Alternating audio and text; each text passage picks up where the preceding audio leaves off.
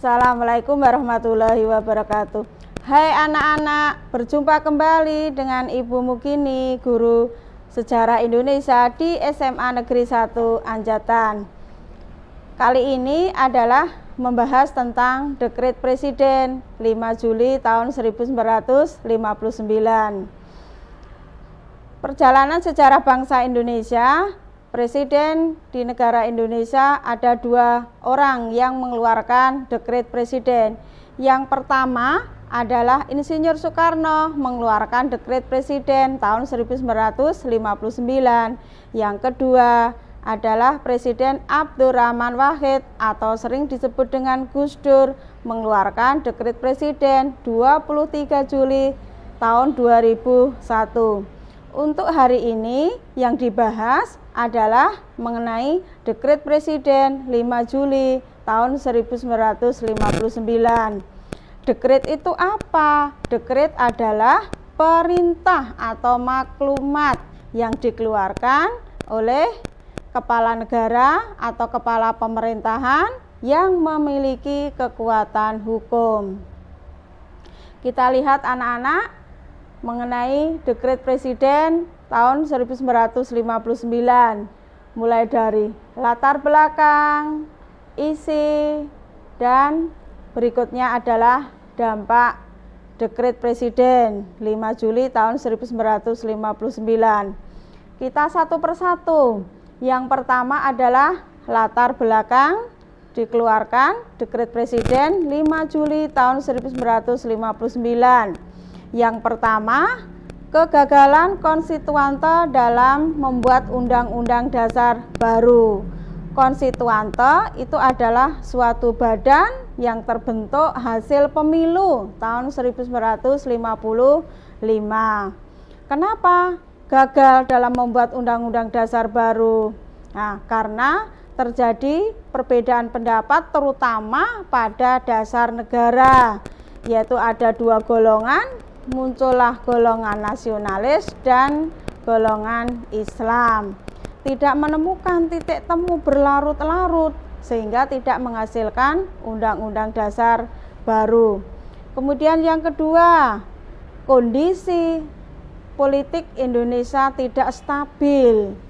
Waktu itu menggunakan demokrasi liberal.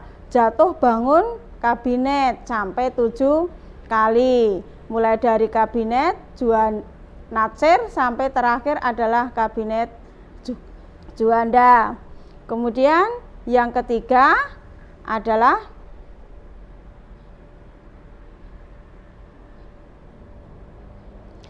pergolakan di berbagai daerah seperti DITI, RMS, PRRI, Permesta. Kemudian yang keempat, keinginan kembali ke Undang-Undang Dasar tahun 1945 yang didukung oleh kekuatan militer.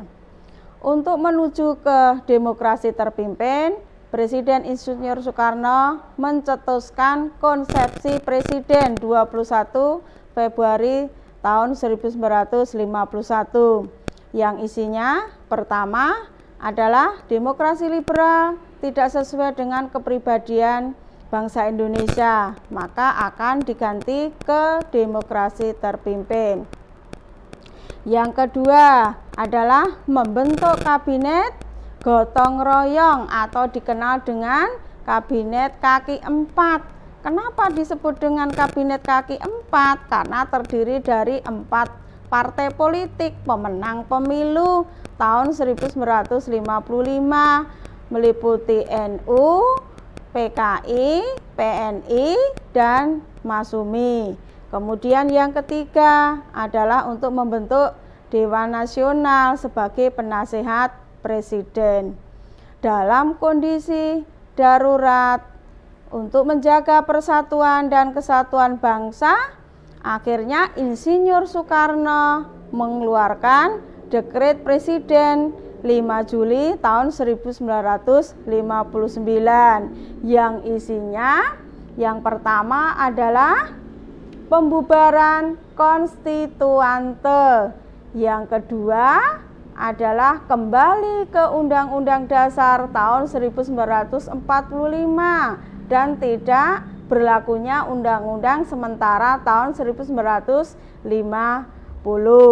Kemudian yang ketiga, pembentukan MPRS dan DPAS.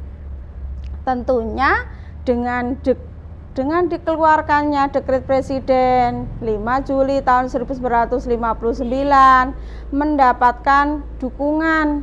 Yang pertama adalah sebagian masyarakat Indonesia, yang kedua adalah Kepala Staf Angkatan Darat memerintahkan kepada seluruh anggotanya untuk mengamankan isi Dekret Presiden tahun 1959. Kemudian yang ketiga, Mahkamah Agung membenarkan adanya Dekret Presiden 5 Juli tahun 1959.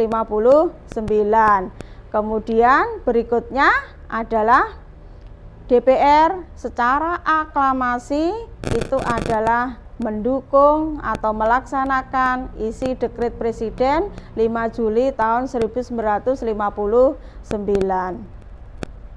Nah, kemudian sekarang yang terakhir adalah dampak Dekret Presiden 5 Juli tahun 1959.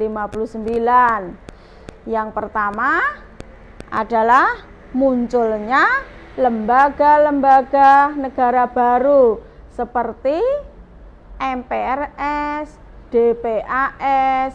Kemudian yang kedua adalah bangsa Indonesia terhindar dari konflik yang berkepanjangan. Kemudian yang ketiga adalah Presiden sendiri memiliki kekuatan yang mantap, yang besar, dan lembaga-lembaga tinggi negara yang lainnya. Kemudian golongan militer memiliki kekuatan yang akhirnya melahirkan dwifungsi ABRI, di mana ABRI memiliki dua fungsi. Yang pertama adalah pertahanan dan keamanan, yang kedua adalah fungsinya sebagai sosial dan politik.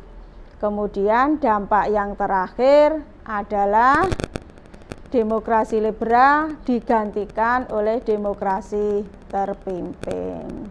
Itulah anak-anak mengenai pembahasan demokrasi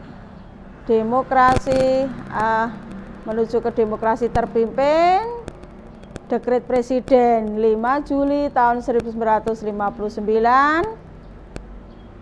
Belajarlah dari sejarah, karena sejarah adalah merupakan sumber kehidupan. Wassalamualaikum warahmatullahi wabarakatuh.